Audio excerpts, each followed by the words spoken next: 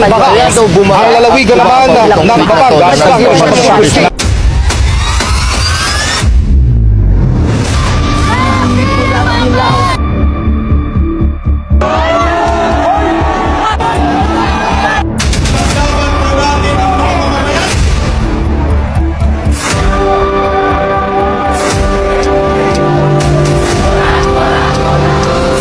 Bilyon-bilyong kinokorap.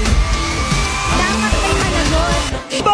Kaya hinahamon ka namin, Pangulong Bongbong Marcos. Ang aking hangganan ay ipapamalas ko sa'yo.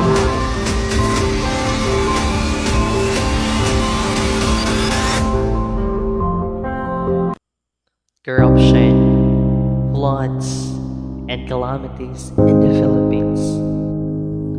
Families are often forced to abandon their homes as roads become submerged in water, leaving many without livelihood or even security.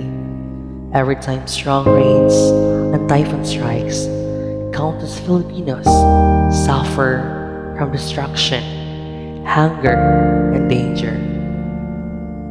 However, these disasters are not caused by nature alone.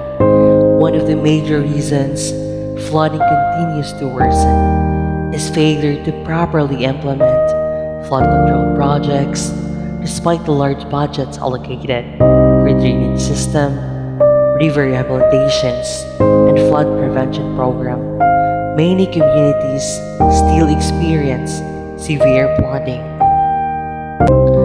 Until corruption is eradicated and accountability takes root, floods will not only drown our streets, but also wash away the hopes of countless Filipino families.